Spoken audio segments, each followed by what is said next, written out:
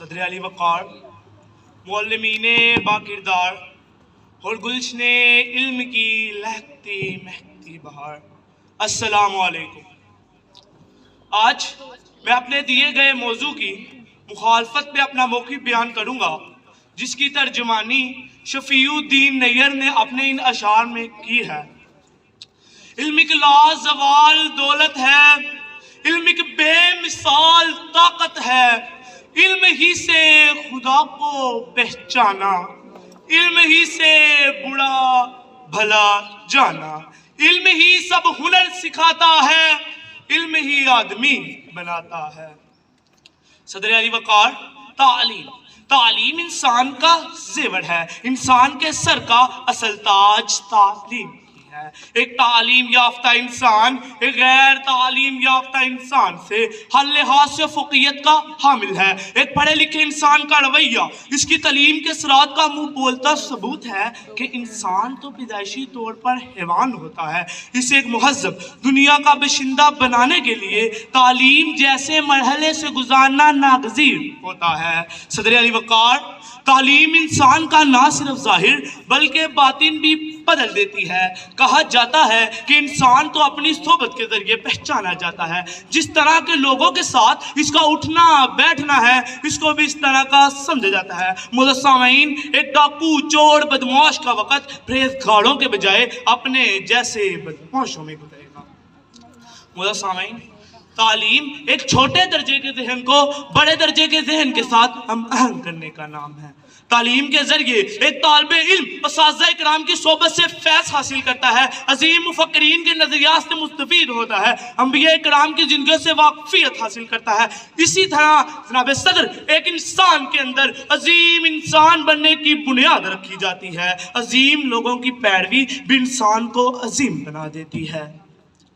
کسی معاشرے میں عظیم لوگوں کی بلا واسطہ موجودگی بہرور ہوتی ہے۔ اچھے رویے اچھے معاشرے کو جنم دیتے ہیں، جس سے ایک ملک دنیا بھر میں نیک نامی پاتا ہے کہ اس کے باشندے تعلیم یافتہ یعنی مہذب ہیں۔ صدر وقار، ان معاشرتی رویوں کے ساتھ ساتھ ایک نظر سائنسی ترقی پر بھی ڈالی جائے تو علم کی اہمیت کا اندازہ اظہر من الشمس ہو کر ہمارے سامنے آ جاتا ہے کہ سیادت ہے، سیاست ہے، عبادت ہے علم، حکومت ہے، دولت ہے، طاقت ہے علم۔ صدر وقار، معاشرتی رویوں کی نقل کرنا تو بے حد آسان ہے، مگر سائنسی تعلیم تو خود سے آنے والی چیز ہرگز نہیں ہے۔ اس کے لیے انسان کو جدید مرحلات سے گزرنا پڑتا ہے کہ کہا جاتا ہے کہ ماضی کے انسان کی نسبت آج کے انسان کو تعلیم کی زیادہ ضرورت ہے۔ اس کے اندر سے جہالت نکالنے کے لیے اسے تعلیم یافتہ بنانا بے حد ضروری ہے۔ صدر وقار، کہا جاتا ہے کہ بغیر پڑھے لکھے انسان کو اس دنیا میں کھلا چھوڑ دینا ایسے ہے جیسے یونان کے ساحل پر لوارس ڈوبنے والی کشتی میں سوار کرنا۔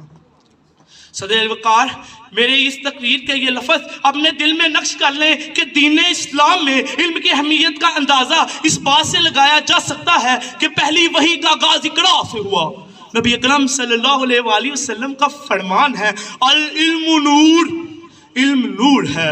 علم وہ نور ہے جو جہالت کے اندھیروں کو اجالوں میں بدل دیتا ہے۔ کہ صدر علی وقار، پھر علم سے جہالت کا خاتمہ کیسے ممکن نہ ہو کہ میرے آقا و مولا صلی اللہ علیہ وآلہ وسلم کو فخر ہو کہ مجھے معلم بنا کر بھیجا گیا ہے۔ پھر علم سے جہالت کے خاتمے کے لیے صدر وقار دار ارقم اور صفا جیسے مدرسے قائم کیے نظر آتے ہیں۔ حدیث مبارکہ کی فضیلت بھی ہے، طالب العلم فریضۃ علی کل مسلم، علم حاصل کرنا ہر مسلمان مرد اور عورت پر فرض ہے۔ صدر وقار، علم جہالت دور نہ کرتا تو اس کے اصول پر اتنی تاکید بیان نہ کی جاتی کہ علم تو ہر فرد کا زیور ہے۔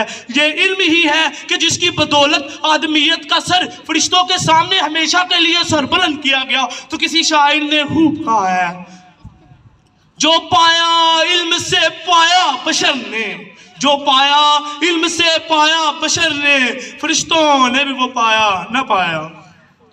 علم وہ عظیم انقلاب لاتا ہے جس کا تصور زمانہ کبھی کر ہی نہیں سکتا۔ غزوہ بدر کے موقع پر جو قیدی لکھنا پڑھنا جانتے تھے، انہیں کہا گیا کہ وہ کچھ مسلمان بچوں کو لکھنا پڑھنا سکھا دیں تو انہیں رہائی دی جا سکتی ہے۔ صدر علی وقار، علم وہ عظیم انقلاب لاتا ہے کہ دنیا کے نقشے پر نظر ڈالی جائے تو یہ بات واضح ہو جاتی ہے کہ جو قومیں ترقی کی راہ میں گامزن نظر آتی ہیں وہ علمی دنیا سے جہالت کا خاتمہ اپنا دستور بنا لیتی ہیں۔